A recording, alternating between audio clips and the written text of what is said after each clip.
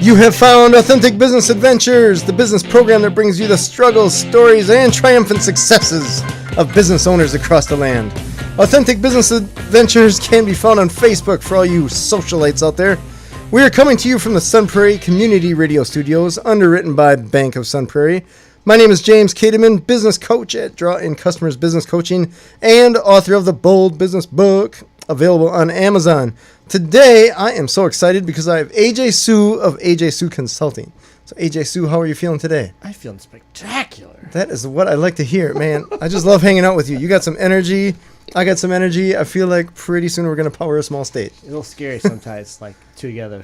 Right? Oh, my God. Oh, my goodness. And I haven't even had any caffeine today. I don't know where you're at. No, caffeine-free green tea, man. So, green tea, that's just a thing now. No, it's making me feel better. I'm stronger. Really? No, I'm making that up, but it tastes good. All right. Either way. So tell me, AJ Sue Consulting, AJ Sue, what do you do? I am a small business coach. All right. I'm That's awesome. Small in stature and small clients. All right. Well, stature doesn't matter as long as you help them, right? Big ideas. All right. I love it. You got the answers here. Holy cow. So how long have you been doing this? About 9 years now. That's a long time. Yeah. All right. Yeah. So what got you into it? Getting fired, man. That'll do it. Yeah, seriously. So I was working out at a Land's End, and it was a great job, and management change, and here I was. I got outed right at the bottom of the Great Recession. Sure. It hurt, man. I bet. But I'll tell you what. I learned this. If you get fired, you have zero opportunity cost, and anything is better than what you're doing. That's fair. Totally fair. The only way to go is up. Only way to go is up. You get to choose the ladder you start running up, right? You do, but I'll tell you, it was like, I don't know if I'd be doing this if I had been fired or found myself unemployed at the bottom of nothing as opposed to a recession. Mm-hmm. Because I probably would have just gone back into a corporate job. All right. Back in my cubicle. Sure. But I didn't do that because I couldn't do that. Oh, because there just wasn't anything available because you're in the middle of a recession. Right. But in my defense, I was a heck of a networking, job-seeking guy. I came in like first loser like 6 times. Nice. You get those fun little letters that say, thanks for applying. Literally came in second, though. 6 Sure. times. Out of industry, local. Sure. I did a really great job, but it didn't land a corporate job, which was, in retrospect, an incredible gift. Sure. But at the time, you're like, seriously, what do I have to do here? What do I got to do? Sure. And I didn't want to reload a family because the family's number one. Right. Being here where we love to live is number one. Mm-hmm. So we were waiting, and we were patient enough, and we had the opportunity to wait. So it was pretty great. So you chose business coaching, which I'm fond of because that's what I do, right? So you're a smart man right there. So how did you choose that versus opening up a coffee shop or, doing anything else, right? That's a great question. I'm not sure. Maybe it's in the insecurity of building a small business. There's a couple things. One is, how do you make a living? Sure. But as you think about making a living, there's people that are ready to make an investment. They've got the capital and the wherewithal to put it into a business. Mm-hmm. I'm not necessarily the kind of guy that wants to build a business castle, a restaurant, a bookstore, what have you. Sure. Because there's an added dimension of risk to build out the shop. Yeah. What you do and what I do, we got our voice, we got our car, we drive to the coffee shop, we have coffee. Sure. And maybe you have a computer at home or something like that. So I would say it's a lower cost scenario. Oh, low barrier to entry. Crazy low. Yeah. Which is either a really good thing or a really bad thing, right? Because other people can do it. Well, yeah, it's good if you're doing it, but then competition can bring it on. Absolutely. But then competition usually gets rid of itself, just like in any market. Yeah, and I actually don't believe there's competition truly in the world. Okay. If you feel competition. At all? At all. Okay. Because... Tell me about that. That's interesting and compelling. And so, like, I am what I am. I do what I do in the way I do it. Sure. And there's a certain number of people in the world that actually want what I do the way I do it. Sure. If I'm true to what I do, that's really my only largely sustainable form of business. Okay. The question isn't, is it competitive or not? The question is, are there enough people that want what I do the way I do it to make a business out of it? Okay. Those people that like what I do the way I do it, they're my people. Sure. The rest of the people who don't like the way I do what I do, they're not my people. Sure. The other coaches, your clients, may like something entirely different. So, not my competition. Maybe it's within 10 miles. Maybe it's I talk with my hands a lot, which you can't see on the radio. No, I talk with my hands normally too, but now I'm just laxed. It's you all and I good. are like total high energy people. We would wear out a whole bunch of people. Probably would. You and I are kind of the antithesis of the corporate expression of contracting or Oh, yeah. consulting, whatever. None of those corporate people want us. You don't got a tie. I don't got a tie. I choke on ties. Yeah. There's not a shirt with a neck big enough that I feel comfortable in. Right. I feel like a mafia hitman. It's awesome. Just like nobody wants me in a tie. We got the haircut for it. It's perfect, right? Right. But all that says is our tribe is our tribe. Right. Maybe you have the east side of town and I got the west side of town. Mm-hmm. They're somewhat similar. But beyond that, I don't feel like it's competition. I feel like my job is to find my people and make them aware of me. Sure. And for most small businesses, it doesn't actually take very many people to make our businesses go. It does not. No. No, that's very true. In a consulting coaching business like ours, where I do my subscription annually, right? Mm-hmm.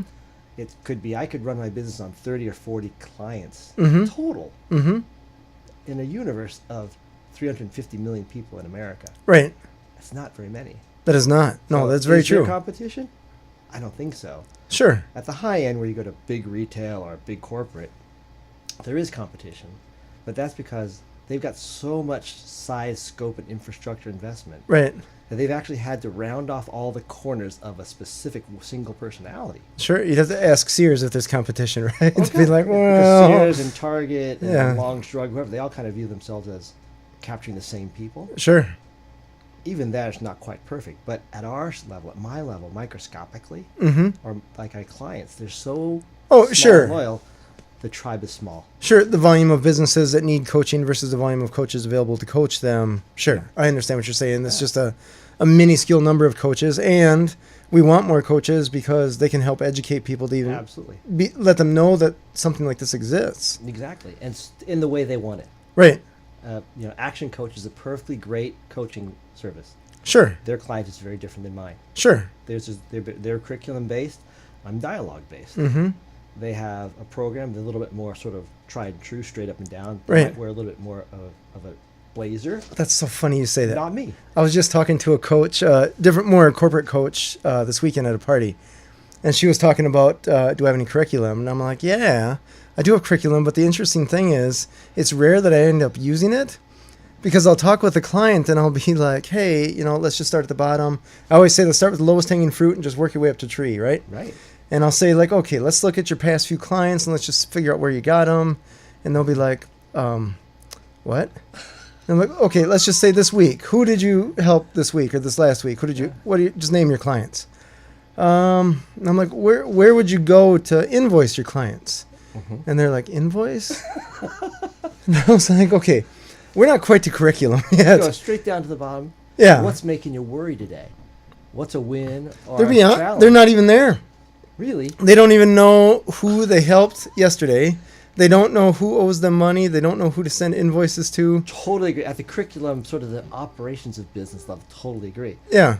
My first start, like you, that bottom level is they're feeling something. Mm-hmm. They're feeling happy because something great just happened. Most of the time they're feeling broke. They're feeling broke, or they're feeling under pressure because they can't figure out where the next client's coming from. Whatever their challenge is. Sure. Right? That point of challenge, Mm-hmm. that instinctive emotional thing that is sort of dragging them back a little bit. I just want to check in and say, what's making you smile or frown today? Sure. And that's the jump off point for the conversation. That's a fair question. Fair question, right? And it's like, I guess what's interesting for my clientele, and this is the way I do business, people are so instinctive about it. They actually worry or celebrate most of the right stuff. And Yeah, I would agree with that. you Sure. gotta figure out what to do about that. Mm-hmm. But you start with, where is it hurt? And then we start doing mediation or causation of why Sure. that pain exists or how to make Sure. it feel better, right? Mm-hmm. And that's not a curriculum.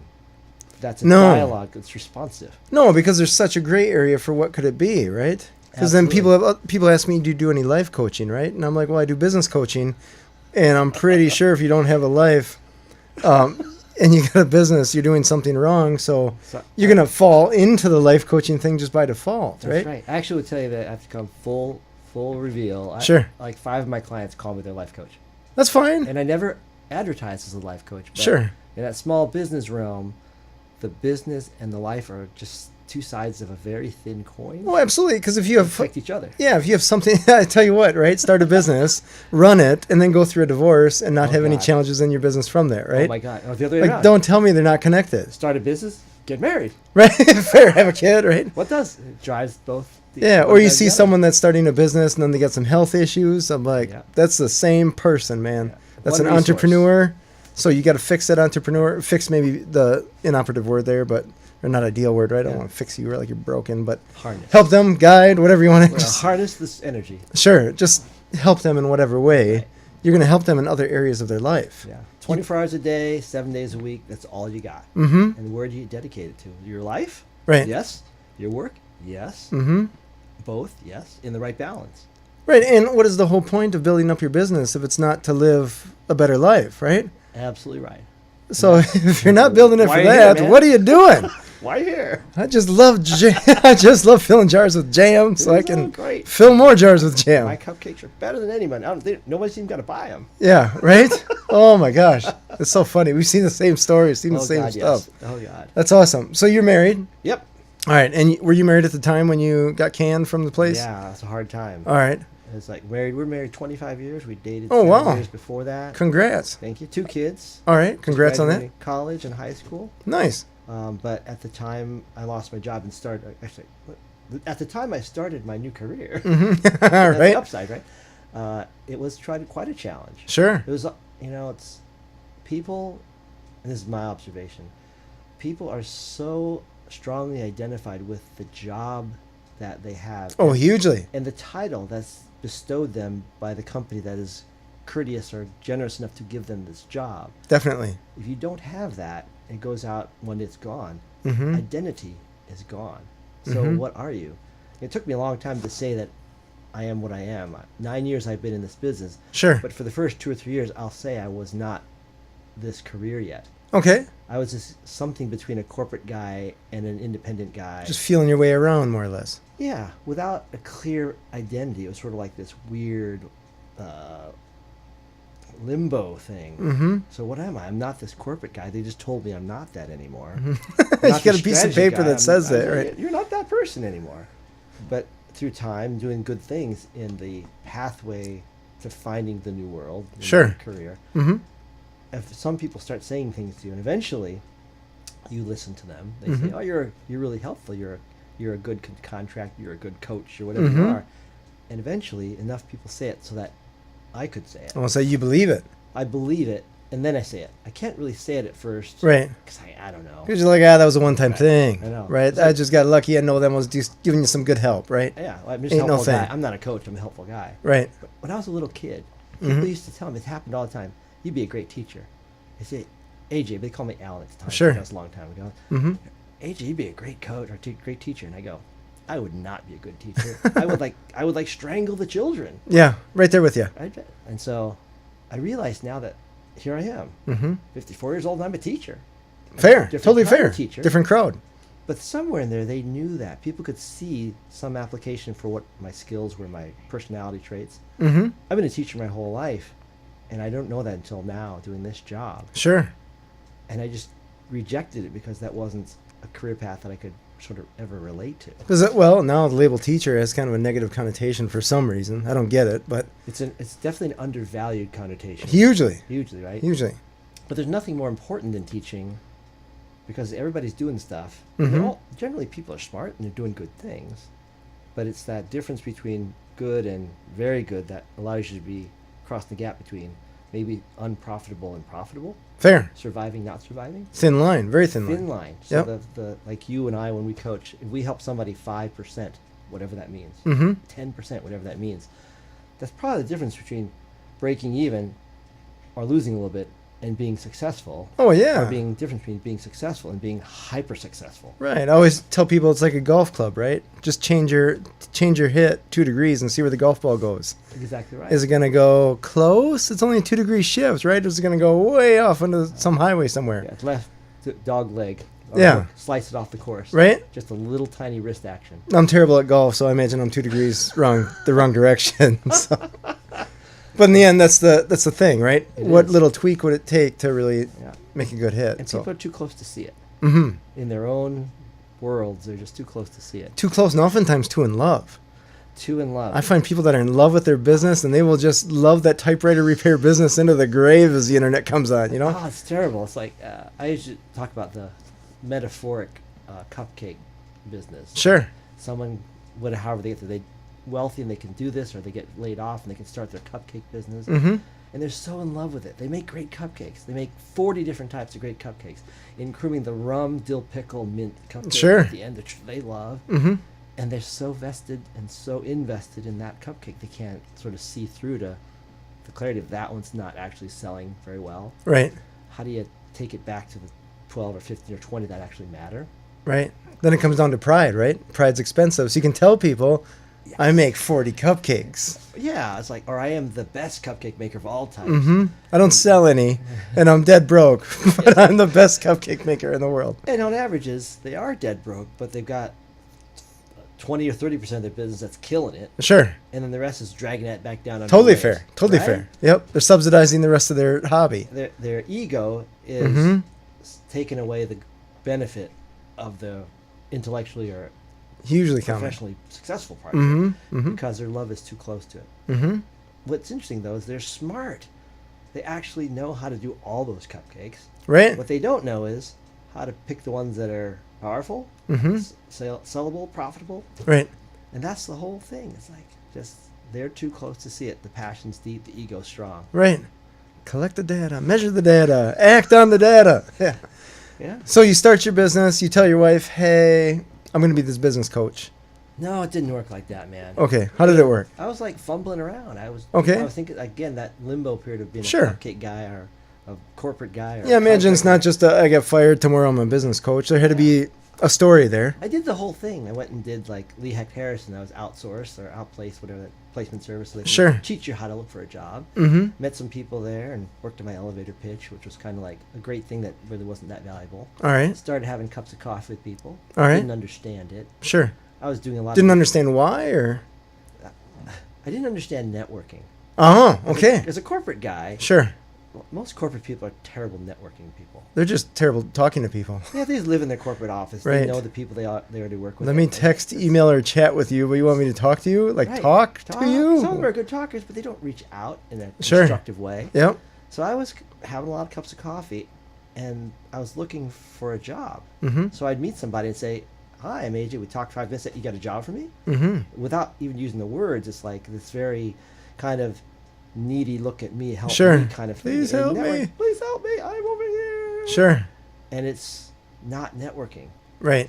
I actually did this little video, micro content thing just recently. Yeah. And it was on this thing. Look, if you just want to network, all I want you to do in networking is to end the network conversation with, "How can I help you?" Uh-huh. Okay. Literally that sentence. Sure. How many times have you been out meeting someone networking for the first time, and the whole time you go through this, and at the end, they don't ask you, "How can I help you?" They just like, I can say hour and a half ago, I was talking with this kid. I say kid, he's probably 20-something, but he's got some Kid. software company he's trying to build. yeah, And I was talking with him. We were just at the same event, this class thing, and I could tell that he was nervous talking to me. I'm like, why is this guy all nervous? I don't think he talks to people that often. yeah. But I would ask him a question about his business, and he would say, well, okay. And then he'd go into the answer. Like, he's prepared for this moment. Yep, all This is queued the up. question. And it's like, oh, yeah, that one. Okay, question number 75A. Here we go, right? Because I was like, oh, this is interesting. You know, kind of a neat idea. How did you come up with that idea? Well, okay. And then he just went into it. And aside from him saying like every third word, Yeah, it was kind of a compelling story, but it was just so funny. right. Like, we're just having a conversation here, right? Like, I'm not going to invest in you, and you're just telling me I'm just curious. We're just two people having a conversation. Why is this such a challenge for you? Right. So have a conversation and then ask how you can help. Yeah. And maybe you can't, Mm-hmm. but there's so much desperation, it seems, in these network conversations. Oh, insane. Like, Yeah.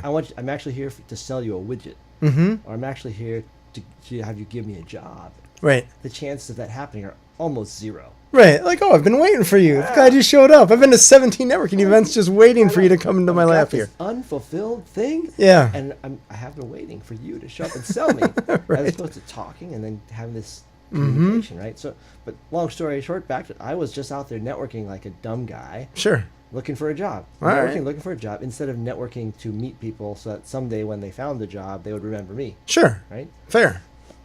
But in that bumbly time, I wasn't a coach and I wasn't a corporate guy. All right. It was really hard. It was harder on my wife maybe than even me. Oh, I bet. because she was trying to figure out what the heck I'm doing. Who am I married to? Right. And I'm like so lost in my world, I'm not seeing it. Sure. Give me a timeline. Is this months or?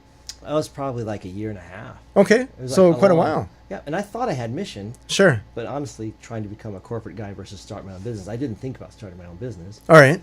But you get a lot of time when you're unemployed. It only takes about 5 or 10 minutes or half an hour to maybe look at Indeed.com and Right. then write one letter and email it off. Whatever it is. It's like, Mhm. and then have 2 cups of coffee. So you're well into 8 hours a week, and the rest is like, I don't know what to do. Yeah, you sent your resume into that black hole internet. Gone. And that's nobody gets a job by applying that way. It's like, rare, who yeah. You know, right? Mhm. Who knows you? Mm-hmm. But it's like, I'll tell you one thing. I went and I built a catapult. I built a trebuchet, which is a really cool kind of pivoting catapult. Oh, like literally a catapult. It's like literally a catapult. Okay, I was like, is this some figurative thing? An No. 8-foot arm. This thing could mathematically throw a 2-pound object 400 feet in the air. Holy I mean, cow. 400 feet across like a. Was your pond. wife working at the time? Yes. So she came home from work and you're like, what's up, honey? I got this catapult. Go make Just a in case the job. Romans come back, I'm going to be prepared. Like, I'm a woodworker, but it was fun, and it was like this release. Sure. But it was like, that's kind of this weird, why are you doing that? I had no idea, because I got this time and I can. Right. But clearly, that was not very mission focused. Mm-hmm. And it felt that Well, way. depending for a upon your long time. mission. Well, like, siege warfare was like right up there on the to-do list. If I make 100 of these, we'll almost be able to take over Piggly Wiggly. I know. So it was not clear all that time in that process. Sure. I was unclear. All right. And I guess it only started to galvanize once I did. They tell you you're supposed to volunteer Yep. when you're unemployed. You got Mhm. this time gap transition. Mm-hmm. And so I actually did. I volunteered over at Willie Street Grocery Co-op Oh, on their finance committee. I didn't even know they had volunteer opportunity there, so that's cool. Well, so a lot of these organizations existing around, like I have boards or people that give them expertise or participatory Sure. guidance. Okay. I did that for Willie Street. I actually sit on the Middleton Outreach Ministry, their finance committee now. Oh, sure. But there I was. I'm helping these organizations. I'm just occupying this little space, giving my opinions. I get the opportunity to be a finance guy, which is what I was. Sure. My brain's kind of trained that way. Resume builder, right? Yeah. And you get to help people. I get to and- put it on there. But the funny thing is, it was actually this little, it was like having a little soapbox or a little stage for a moment with a little tiny spotlight. Sure. That said, look, here's AJ, and he seems to be this finance guy. He thinks like a finance guy. He talks like a finance guy. Mm-hmm. Here I am, displaying me as a finance guy. Sure. That's the most important thing about volunteering. Mm-hmm. Well, second thing. First thing is you help the cause. Mhm. First thing is you get to be whatever you are. You get to show the world that here is how I use these skills for the good in the world. Sure. That actually, doing that, led to one person on the committee who said, you need to meet these people. Uh-huh. So George Hoffheimer, and he works over at Filene's. They do the credit card analysis. He's like Mr. Brain the size of Jupiter. Okay. And one of his friends' client sets was Just Coffee Co-op. Okay. He said, you should go talk to these guys at Just Coffee Co-op. They would have a great conversation with you. Huh. So I did. All right. And they said, wow, we'd like you to do this. So I had a little tiny consulting thing that happened All right. with Just Coffee, which actually lasted a couple of years and ended without a title on it, involving doing some coaching for them. Interesting. Okay. I wasn't calling it coaching, but Sure. I was helping them. Mm-hmm. And I built some sort of one-off Excel-based tools for them to run their business. Mm-hmm. And that was the first time I actually did coaching Mm-hmm. formally without even putting a label on it. Sure. All from volunteering with this little tiny stage and a little tiny spotlight. Sure. Just being a finance guy. That makes sense. All right. Yeah. And from there, it was sort of hit or miss for a while because I was getting better at the networking and Mm-hmm. continuing to help a lot. Mhm. One of my mottos, help a lot and transact a little. Sure. If you help enough, All right. Is it okay to do both? Help a lot and transact a lot? absolutely. Okay. Well, actually, yes, it is okay. Okay. I'm just... I don't practically know if I've ever seen that. Okay. Help a lot and transact a lot. but Sure. I guess that depends on how much a lot is. Fair. Totally Right. fair, right? Like if you help, How much is 10 enough? and you transact 10, that's awesome. Sure. I'm not that high. Okay. Yeah, that's fair. But like you and I, a guy like you and a guy like me, we go out and we meet people, Mm-hmm. and we ask a lot of questions. We give our perspectives. Mhm. We commune. We share. We support, and all Mhm. that's very helpful. I work on with the finance committees and the volunteer co-op organizations. That's me helping the world. Being what I am, doing what I have skill and experience in to help the world, somebody's going to want to buy that. Sure. Totally fair. Yeah. So Yep. that from that point of being unemployed, driving my wife crazy, Right. Starting to see myself doing certain helpful services or maybe gifts of guidance to people Sure. as we're along the way, to suddenly being a coach 9 years later. Sure. It I mean, feels building like that. awareness of your skill set. Yeah, it feels that way. So let me ask you a question Yeah. here. When you were helping the Just Coffee, that was not volunteer. It was not. That was transactional. Yes. So, I mean, you're still helping them, but still cash is being exchanged. Yep. How did you figure out what to charge? That's a great question. So my first thing I did was I went to the Google machine Okay. and I said, what does a consultant charge? Sure. And there's this rule. All There's right. actually this rule. Like I came up with the first couple pages. It's the rule of 3x.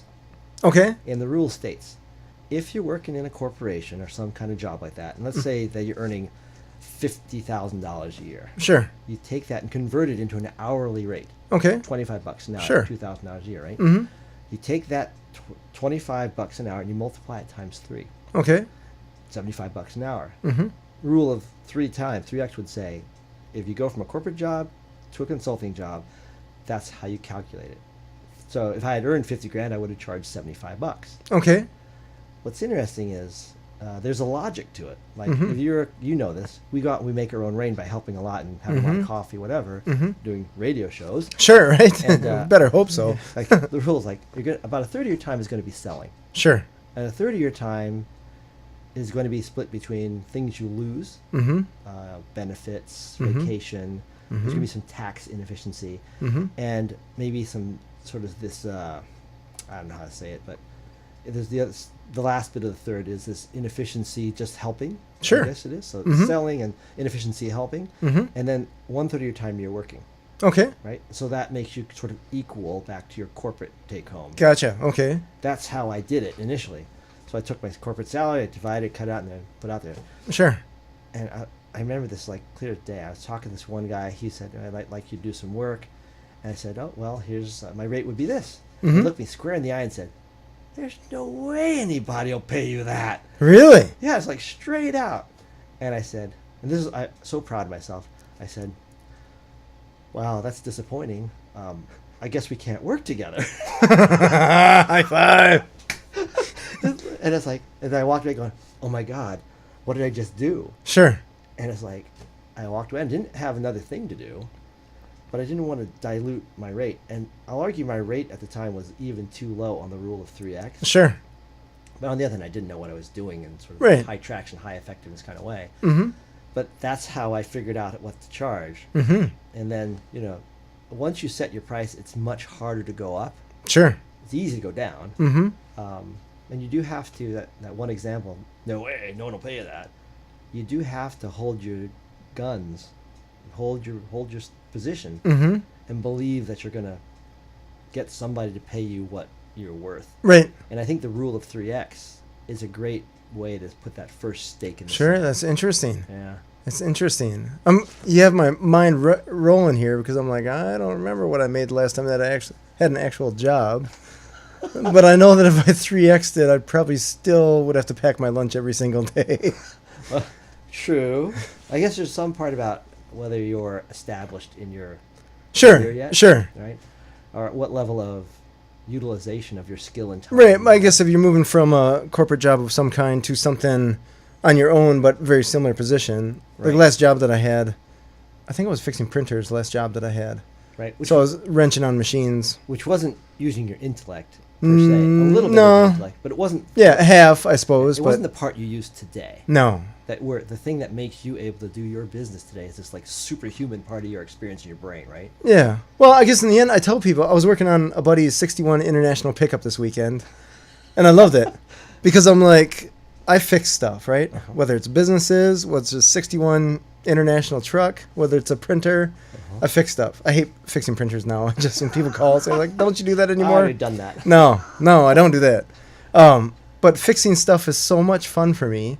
Even wrenching on this rusty piece of junk truck, There's more intellectual challenge to that or freshness to it. Oh, huge freshness. Yeah, I used to be a mechanic, so it's interesting now to come back to it, and you have to oh, wait. So let's say you're a mechanic. Mm-hmm. Okay, and then you could work on 61 International. Sure. You could work on printers. Mm-hmm. You could work on small businesses. Mm-hmm. You could work on Elon Musk's rockets. Sure. Okay. If you're the guy with a special little hammer that you can knock it in the right spot and fix it, right? Mm-hmm. Let's say that when you knock the solenoid on the International, Mm-hmm. you just generated $200 worth of value. Sure. You take the same hammer, you knock it on the printer, Mm-hmm. you generate $50 worth of value because there's more people that can knock the printer. Right. And when you knock the little thing on the spaceship that Elon Musk just built, it's worth like $1 million because that's Sure. a really expensive thing. $1 million, and I have to tolerate Elon as my boss, though. $2 million for you then. Okay. So you tack it on there, right? So your hammer tap is now worth $2 million for the right job, right? Fair. Yep. The question is, should everybody pay you $2 million for knocking on whatever they want you to knock on? Sure.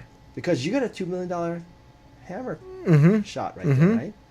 Doesn't matter what they want you to do or fix. Mm-hmm. You're the mechanic that can generate $1 million or $2 million for this properly placed hammer strike. Mm-hmm. Well, I think your rate's $2 million a hammer strike. Sure.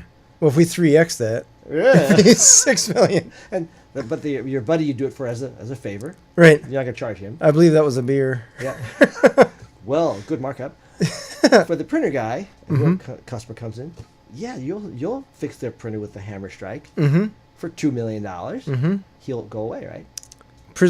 I would only have to sell one a year. Yeah, but he wouldn't buy it. I He'd just go can't- find the $50 guy. Right, right. But the point there in all this is your hammer strike or whatever your skill applied Sure. is worth something. It's worth X. Absolutely. Regardless of how you apply it. Mm-hmm. Because you got only 2,000 hours a year. Mm-hmm.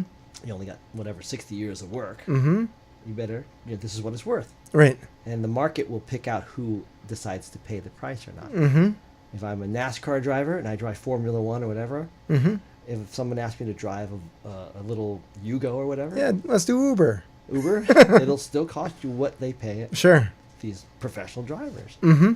That's all part of this pricing thing and making sure you're comfortable in that, waiting for the right people to come to fully leverage your skills. Mm-hmm. But, it took a long time to go through that and sort of end up at the equilibrium point I'm at in rates. Sure. And, my rates are higher than they were. But That's good. it is good. And they go up a little bit every year. Sure. Different customers, as I bring on new clients, they get a Mhm. little bit higher rates. Mm-hmm. But it's always a little bit of a painful, slightly, So why do you think that is? for my clients or for me? For you? It's because there's uncertainty. Okay. It's like, am I going to cross a breaking point? If I just add 10 more cents to this price tag Sure. on this cupcake, Mm-hmm. will people not buy the cupcake anymore and go down the street and buy the donut? You don't know where they're at exactly. Sure. Some of them will. But something like you where it's not necessarily tangible, right? Right. And they're already getting a payback from it, or they should be getting a payback from it, right? It is the payback math, the ROI math. If you really are doing a good job making your clients and partners aware of the ROI math, Mm-hmm. it'll be fine. 'Cause Mhm. you've actually reversed the ROI math and made sure what you're asking for is reasonable, Definitely. right? Mhm. But there's a lot of people out there that don't see it that way. Mm-hmm. No matter how hard you work that, Mm-hmm. they see an expense. They don't do the ROI Sure. part. They just do the Sure. They do the I part. It's expense only. The one thing to enter in their QuickBooks, Oh my right? Oh, it just God. says one I expense. know, so Jerk. It's hard. It's really hard, and that part is the unknown part. Sure. So the hardest thing in all of this is the human factor, right? Mm-hmm. It's actually also the easiest thing about what you and I do. Right. It's hardest because humans are very unpredictable. Right. That's the That's- fun part, though. I know. At the small level, small business level, it's the most sure thing because humans are the most caring, Mm-hmm. whereas corporations are not generally Right. caring at all. And they'll say, well, he raised his price 10 cents. Mm-hmm. Hard math. Out. You know, I can tell you a little story in Yeah. regards to that. I had my printer repair company, right? Uh-huh. And I was doing okay, right? But I was working a lot. Yeah, you're undervalued, though, no. Yeah, well, I mean, as printer repair, there's a cap to what you can make because it's the value of the printer and then the value of that printer to the company. And generally speaking, the volume of paper being printed was going down. Amazon at the time was getting into the toner game, so consumables, Yep. which was half my business, that was being bitten into. You were fungible, man. Yeah, so it was an interesting time to be in that industry, and I thought I think I came across one of my competitors, and we're friendly, right? So some of the competitors were friendly. So I mean, like from company wide, they were not, but individual technicians, they would ask me for help, so they were friendly. Mm-hmm. So I was talking to this technician, I was giving him some advice and stuff like this on a machine he was working on, and I was like, "What are you guys charging for this?" Right? And he told me. And then he's like, "Oh, yeah, and then there's a trip charge." And he was like 50% higher than I was, plus a $25 trip charge. And I thought, what? And you're calling me for advice, and I'm giving it to you for free. So I thought, okay, we got to revamp this, right? So I go over my pricing, and I'm like, boom, we're just going to raise prices. Mm-hmm. So this is what the rates are, and we're doing this trip charge. It's time that we start making some money. Plus, I got to be able to pay my technicians. Because for some reason, they want to get paid, right? Figure. Jeez. Anyways, so I raised prices, and the majority of the business that we're doing, the majority of the big business that we're doing is with larger companies, right? I didn't have any fallout. Zero. I raised my rates 30-some%. Was that because you were too low or because they loved you a lot? Oh, boy, that's a fair question. I'm going to say it's a combination of both. Yeah. Because we banked on customer service. Yep. I said if the other companies, like if our competition ever got good at customer service, we'd be out of business. Because that's our meal ticket. Right. The other companies are so bad at it. Like, I mean, to a fault. Yeah. We're talking like worse than McDonald's. You know, so all these services, like your printer service, or I don't know, like even your call service, any of these services, one thing people crave is certainty. Totally fair. If they know what it is, and they know it's reliable, and that it'll be the first call that solves the problem, you're in like Flynn. And this pricing's got to be reasonable. Right. Boy, certainty is the most undervalued part of a service. Whether you deliver it through customer service or the speed of arrival, Right. or the guarantee because if we didn't do it right, we'll come back and fix it again. Whatever you give them, Right. so that they have certainty. Then pricing is like frictionless almost. Right. So, Right. So you were too low though. Yeah. Did you add a trip charge after that? I did. I did. Did it help your bottom line a little bit? Definitely.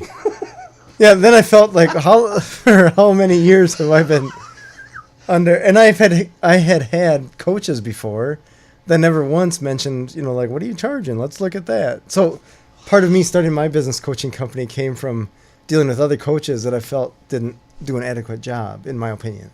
Yeah. Right, because I'm like, oh my gosh, I can totally help people because I've actually been there. Yes, now you're like, that thing we talked about starting out is like, how do you do it? Well, I meet with people for coffee and I say, James, how's it going? Give me a check-in. And you go, I just, last weekend I was out at the lake and I had all these emails that came in and they made me worry a little bit, but I was still at the lake and it was great. So I came back and I realized that I've got these 3 customers that are going through the same problem. I don't know what I'm going to do. Sure. So what you're thinking about comes up to the top. And then I, might say, I need to make more money or I need to solve this service problem. And, Sure. And they'll say, so how are you going to do that? Or in the pricing example, it's like, so you need to make more money. It's like, do other people charge more than you? I don't know. And I go, wow, you have no idea? Sure. How can you have no idea, man? Can't you just call them up and just like, hi, I'm consumer. Yeah. How much it cost to fix my printer? $50 trip charge, 75 minimum parts charge, time charge, Sure. at least an hour, and then extra above that. Thanks. And you hang up and then you go, oh my God, I need a trip charge. Right? These guys are terrible at their business. How do you know that? I don't understand this thing about your prior coaches. It's this weird thing about efficiency versus effectiveness. A lot of people I meet are sort of floating around. There's a lot of attention paid to efficiency. It's like, well, we're going to make your process really smooth. Sure. And it's going to be just an incredibly efficient process. And my first question is it an effective process? Is the price generally representative of what the market will bear or not? Almost all these questions are the effectiveness questions are almost always easier to get sort of a chainsaw answer to. Sure. The efficiency question. Chainsaw answer. Help me with that. There's a spectrum of work. It goes from scalpels to machetes to chainsaws to bulldozers. Okay. The only good stuff happens between machetes and chainsaws. Okay. The scalpels, too slow, too small. Okay. Just like polishing the fenders. Sure. Except on the 61. Right. No, International don't truck, use a scalpel there. Right? No, but you can do the fine polish work there. But in the middle, for moving your business, if you're doing that fine polish work, the little tiny meaningless scalpel level, Sure. meaningless. If you go from chainsaw up to bulldozer, that's too risky. It's crazy town stuff. All right. So instead of cupcakes, we're just doing wedding cakes. Let's do this. Yeah, or like, I'm only going to do these humongous cakes for like the some royalty somewhere. Sure. It's crazy. Or I'm going to totally jettison all my cakes and suddenly turn into croissants or something Okay. like that. Sure. But like between machetes and chainsaws, there's this speed and impact relationship. Okay. I want a lot of speed and I want a lot of impact. All right. Gotcha. So like this chainsaw moment of doing something meaningful in a safe way, that's the sort of, you can price change things. You could, instead of going from wedding cakes to only croissants, you could say, I'm going to bake 2 batches of croissants next Tuesday. Sure. That's a really big philosophical difference, right? Sure. Prove the model first before you jump in there Right. full steam. And do something really fast. In one day, I can make a batch of croissants and put them out there next to my wedding cake and see what happens. It's not like making half a croissant and hiding it in the kitchen. Sure. It's not doing a wholesale change in your business, but it's something rapid and really noticeable. So like in the pricing thing, in the services, whatever you're doing, this is a moment for every business person to look for the effective things. This chainsaw to machete range is great for making effective change. Gotcha. Okay. Efficient change happens between scalpels and machetes. All right. Just kind of these little incremental 1%, 2% gains. Sure. Sure. I want people to take a chance, bake 2 recipes of croissants, Sure. have that as a total risk. So you're not making your business much more efficient. You're actually not making it any more efficient. Right. Arguably less A so. little bit inefficient, Sure. but the effectiveness of it could be quantum, right? Okay. Sure. Because you're introducing some risk with potential reward. Huge reward if now your business becomes half wedding cakes and half croissants. It's actually, you could have something to sell Monday through Friday when Sure. there's no weddings. Right. It's amplified, right? So my space and my admonition to all small businesses is to spend this energy less so on efficiency and more so on effectiveness. Because most of it is time. I got 7 days, 5 days, whatever you Yeah. want. Argue all of it is time, 8 unless you have a days, multiplier 10 of some days. kind. It's always based upon that idea of my limited resource Sure. is literally the hours I can commit to the business. If I can plant an orchard that grows fruit on its own, Sure. with rain falling from the sky, that's awesome. If I can bake 1 less wedding cake and bake 10 batches of croissants, Sure. those croissants will carry me through the week, and I might be able to make a really great markup on the 2 hours I put in the croissants Sure. that I wouldn't make on that 1 incremental wedding cake. With obviously some care to protect the brand, Right. and what you represent. They told me no. I know, I'm so confused now. Right. But you do have to be within the range of logical branding, right? Sure. But you can do these effectiveness things that are so much more powerful. Yeah, that's clever. I like that. That's interesting. So take me back to you. You got a few months rolling as doing the consulting stuff. Yeah. At what point did you let your wife know that you got at what point did you think that you had a coaching business? Or did you tell your wife that you had a coaching business? About 3 years in. Okay. Well, So it sounds like it was kind of a gradual transition, and then it just Very kind of much so. happened, and Yeah. you look in the rearview mirror, and you're like, oh, yeah, I guess I'm a coach now. Oh yeah, and actually, full disclosure. So I have 2 pieces of what I do. Oh, The world, in this conversation, in my time at Barrique's downtown Middleton having coffee. sure. Yep. To the world there, I am a small business coach. Okay. It is my storefront. It is my billboard. It's Sure. my brand. It's everything I do is small business coach. Okay. There is another piece of professional work that I do, Uh-huh. and it is like this heavy lifting test analytics thing I do for large retailers, Okay. like really large retailers. like Okay. several national shoe store chains with more than 2,000 stores. Okay. I could do this analytics set for them on a very specific proprietary analysis software platform. Sure.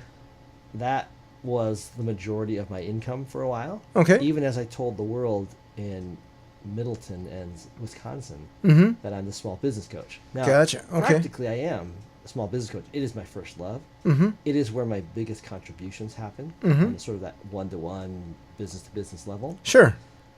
This other part is just something I was very good at. Mm-hmm. I can support those companies really well. Mhm. It's more of my corporate DNA lineage. Sure. So I was doing kind of a lot of different things in this space. I was cobbling this Mm-hmm. independent business thing. Sure. What was different is this analytics bit I was supporting to corporate America. Well, I was doing it on a contractor basis, Okay. not as an employee. Gotcha. Okay. So it was my own ajstu.com business. Sure. But it's continued to evolve where now it's like, the majority of what I do is business coaching factually. Okay. And then there's some that I do of this sort of big analytics thing. Gotcha. All The right. world never knows about that. It's sort of like in the wedding cake example. Sure. If I bake chocolate chip cookies and I put a generic label and put them on a counter in the back of the store, no one knows I make them. Nobody really needs to know, though. No You one don't want to needs spend to any know. time, energy, or effort marketing that. That's right. So it's kind of like this in the utilization of our time as business people. Mm-hmm. We always want to take whatever time we have and spend it on the A work. Mm-hmm. And then sometimes we don't have enough A work to fill it up. Sure. We can take that other stuff and other time and use it on B or C work, but always to the greatest advantage. Mm-hmm. Right? And sometimes even when I say the A work, sometimes that's not billable hours. Sure. It might be the sales that relate to driving the A business appropriately. Mm-hmm. But I got this A business and this B business. Mm-hmm. And the B work has sustained me while I built the A work. Gotcha. Okay. Right? So I That's fair. I was making cookies and I made one wedding cake a week. Sure. But the cookies were actually supporting. Mm-hmm. To my wife, to your question, it was like, well, he's independent consultant contract. Sure. Checks come in, mortgage gets paid, kids get fed, we're all good. She's doing her job, so we have stability there. Sure. It is. It's more like when I start calling myself a business coach, is more about when I believe it Mm-hmm. in the majority, or I believe the story of it. I Mhm. can tell that more effectively to the world. Sure. Initially, for that first year and a half, while I was job hunting and contracting, consulting a little bit. Right. First 2 or 3 years, where I was doing a hodgepodge of everything and starting to say I'm a contractor consultant, Sure. maybe a coach towards the end of it. Mm-hmm. But there was a day when I said I am a business coach, Gotcha. and that was sort of a weird kind of observation that I'm here, I'm this, Mhm. really. Mm-hmm. But it didn't happen. I didn't make it happen. It just sort of one day I woke up and it was like, I guess I am. So at that point, is that when you stopped looking for a corporate gig?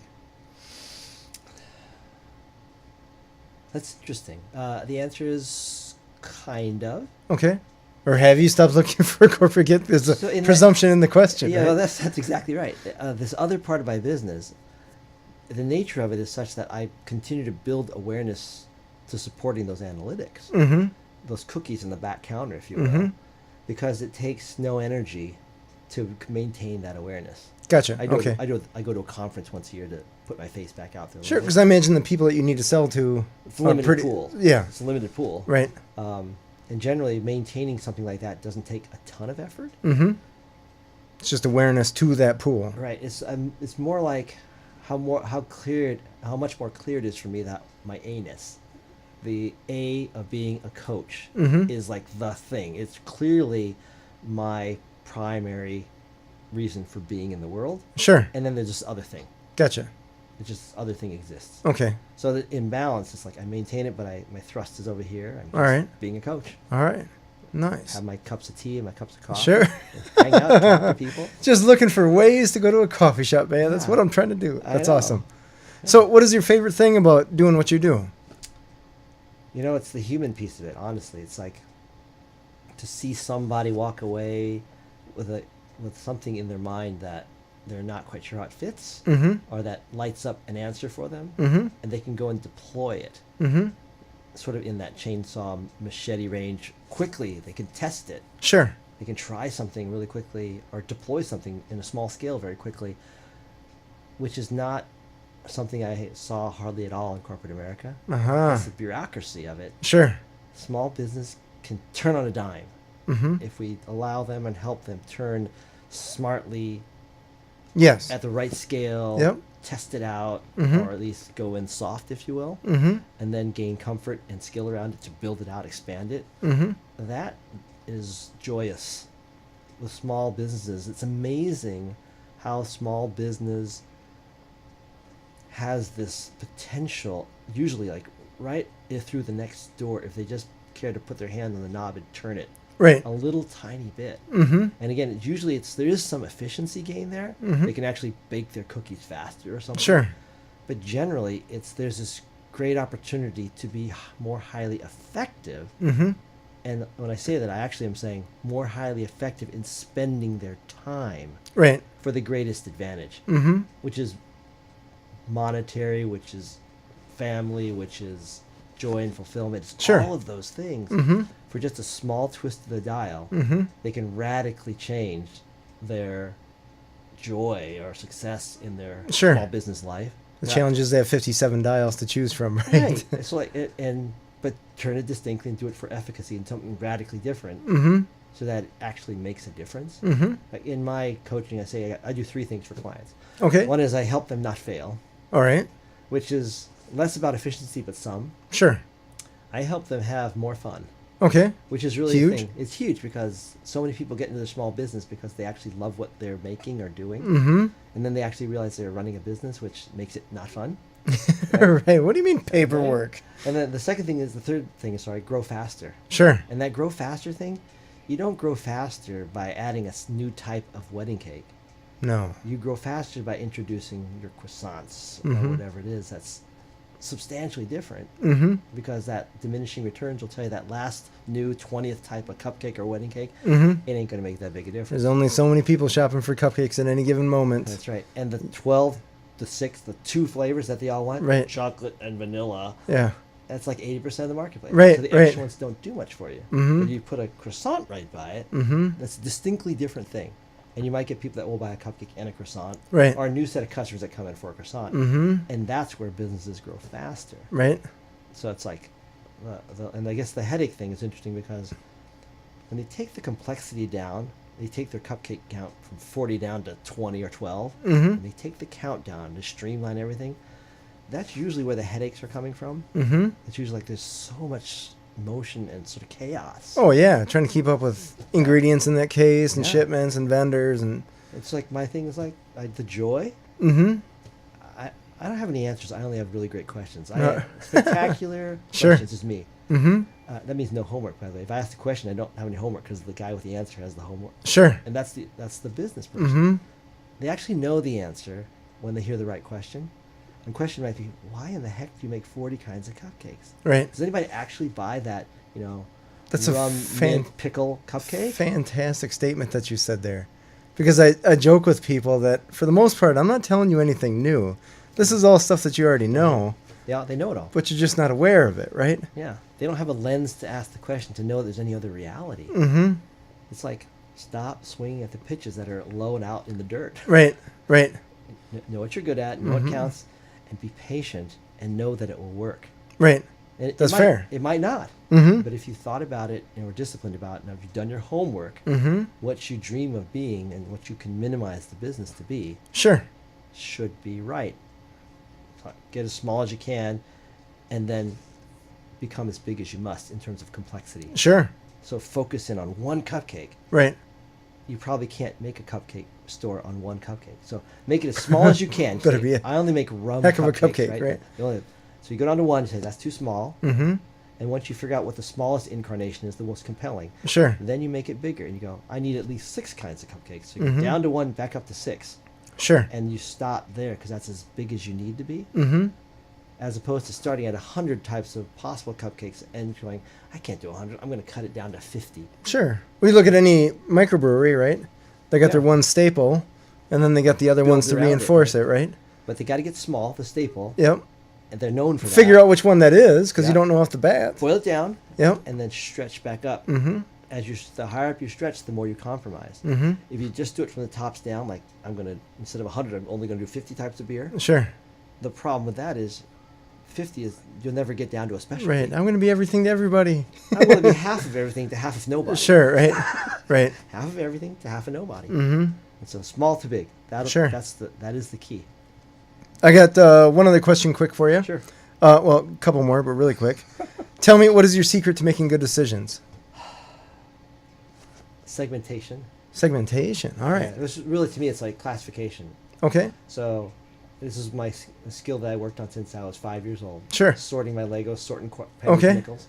There's all these little differences. Mm-hmm. You can take a pile of something Mm-hmm. and you segment it. You divide it into clusters or groups. You know, that in practice, that is like take all your clients and flight them. A, B, and C. A clients, B clients, C clients. Okay. You could figure out a rubric on why they're A's, B's, or C's. But Sure. generally, I don't require that. I don't encourage it. You already know who your A's and B's and C's are for Sure. all the right reasons. So flight them and then ask yourself, why do I have these C's? Sure. That's how you make. Or good could I decisions. convert them to B's? Yes. Or is it? And if you do that, then you say, okay, if I can, is it easier to find a B than to change a C to a B? Sure. Fair. Right. Fair question. But your question, what makes good decisions? It's realizing the world is not homogenous Mm-hmm. in your choices, and really trying to figure out not is this a good or a bad thing, this mix. Mm-hmm. How do I cut off the part that's bad and replace Okay. it with something that's good? Sure. Almost always good decisions are made based upon understanding the choice better. Sure. That makes sense. That's fair. I like it. Then one of the last questions, do you have a favorite business book?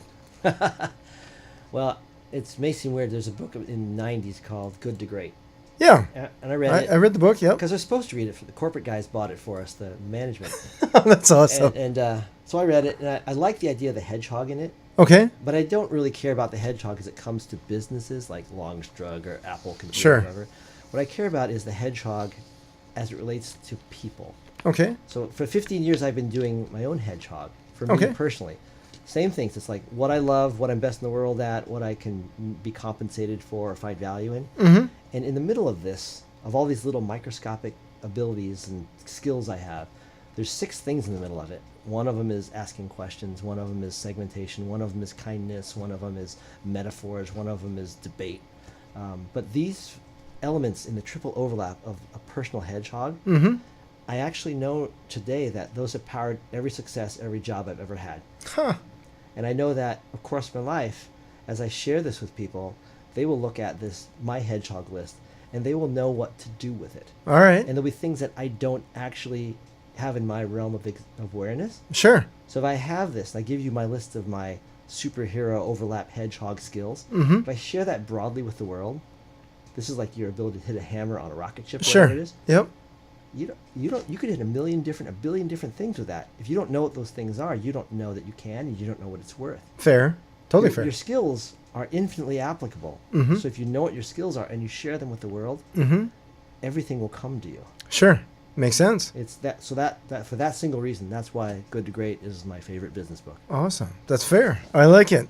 AJ Sue, before we go, what is a website they can... AJSue.com. Well, that makes it super easy. I know. And that's AJSUE. AJ, the letters, right? AJSUE. Awesome. And then phone number? 608-630-3277. All right. And let's just go. Email. AJSue@AJSue.com. Holy cow. If it were any easier, it would be easier.com. That's I know. awesome. Call This- me. Let's have tea. That's perfect.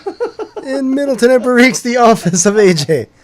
This has been Authentic Business Adventures, the business program that brings you the struggles, stories, and triumphant successes of business owners across the land. Coming to you from the Sun Prairie Community Studios, underwritten by Bank of Sun Prairie. My name is James Cademan, business coach at Draw In Customers Business Coaching and author of the Bold Business Book, available on Amazon. We'd like to thank you, our wonderful listeners, and our wonderful guest, AJ Sue of AJ Sue Consulting. AJ, thanks for coming by. Thanks for having me. This is awesome. I don't think time has ever gone faster in this studio. Holy cow. I feel let's just keep going for another 7 hours here. Find us airing on 103.5 Wednesdays at 6 p.m. and Sundays at 2 p.m., as well as at the sunprairiemediacenter.com. All right. I just hate ending. I hate ending Me when too, we've got a man. good guest. We can also be found morning, noon, and night at the podcast link on drawincustomers.com. Thank you for listening. We will see you next week. I want you to stay awesome and enjoy your business.